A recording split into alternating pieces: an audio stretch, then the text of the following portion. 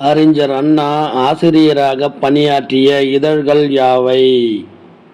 நம் நாடு, திராவிட நாடு, காஞ்சி.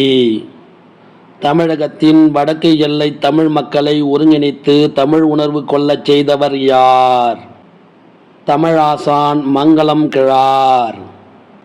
தேசியம் காத்த செம்மலின் அழைப்பை ஏற்று நேதாஜி எந்த ஆண்டு மதுரைக்கு வந்தார்?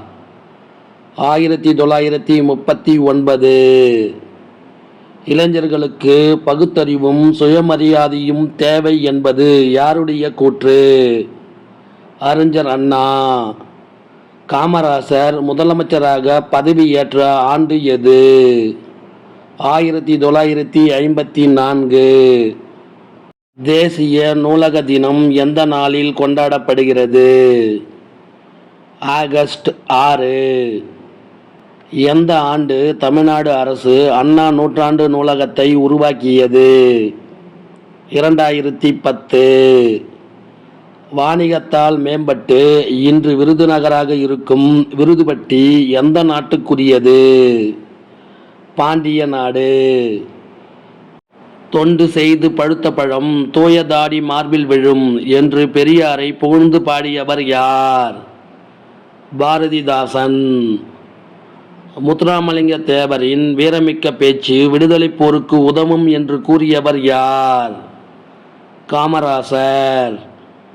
இந்தியாவில் கோட்டை என்று முடியும் எத்தனை இடப்பெயர்கள் தமிழ்நாட்டில் உள்ளது? 248 இடப்பெயர்கள் தமிழ்நாட்டில் உள்ளது. சிந்துவெளி பண்பாட்டின் திராவிட அடித்தளம் என்ற நூலின் ஆசிரியர் யார்? ஆர். பாலகிருஷ்ணன்.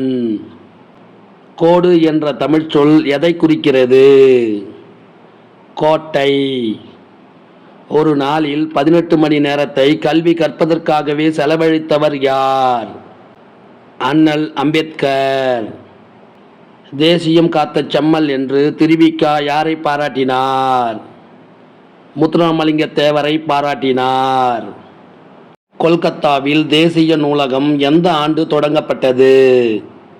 1836 தொடங்கப்பட்டது. இலங்கையில் நடைபெற்ற புத்த துறவிகள் கருத்தரங்கில் கலந்து கொண்டவர் யார்? அண்ணல் அம்பேத்கர். 1956 அக்டோபர் 14 அன்று ஜோத்பூரில் லட்சக்கணக்கான மக்களோடு புத்த சமயத்தில் தன்னை இணைத்து கொண்டவர் யார்? அண்ணல் அம்பேத்கர். இன்றைய அறிவியல் வளர்ச்சிக்கேற்ப நூல்கள் தமிழில் படைக்கப்பட வேண்டும் என்று கூறியவர் யார்? பெரியார். வித்யா பாஸ்கர் என்று அழைக்கப்பட்டவர் யார்? முத்துராமலிங்க தேவர். பெண்கள் உரிமை பெற்று புது உலகை படைக்க வேண்டும் என்று விரும்பியவர் யார்? தந்தை பெரியார். தமிழ்நாட்டில் மட்டும் மலை என்ற சொல் எத்தனை இடப்பெயர்களில் முன்னொட்டாக உள்ளது? 17 இடப்பெயர்களில் முன்னொட்டாக உள்ளது. தமிழ்நாட்டில் மட்டும் மலை என்ற சொல் எத்தனை இடப்பெயர்களில் பின்னொட்டாக உள்ளது? 84 இடப்பெயர்களில் பின்னொட்டாக உள்ளது. அரை வயிற்று கஞ்சிக்கு அல்லற்படும் ஊமைகளின் உறுப்பினராக நான் பேசுகிறேன் என்று கூறியவர் யார்? அண்ணல் அம்பேத்கர். ஊரும் பேரும் என்ற நூலின் ஆசிரியர் யார்? ரா.பி. சேதுப்பிள்ளை. இந்திய நூலகத் தந்தை என்று அழைக்கப்படுபவர் யார்? இரா. அரங்கநாதன்.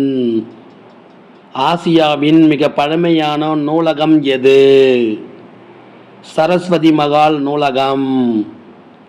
ஆசியாவிலேயே 2வது பெரிய நூலகம் எங்கு உள்ளது? தமிழ்நாட்டில் உள்ளது. பூக்களில் சிறந்த பூ பருத்திப்பூ என்று கூறியவர் யார்? திருவிக. தமிழ் கவிஞர்களில் அரசியல் இயக்கங்களில் அதிகமாக ஈடுபாடு கொண்டவர் யார்? திருவிக.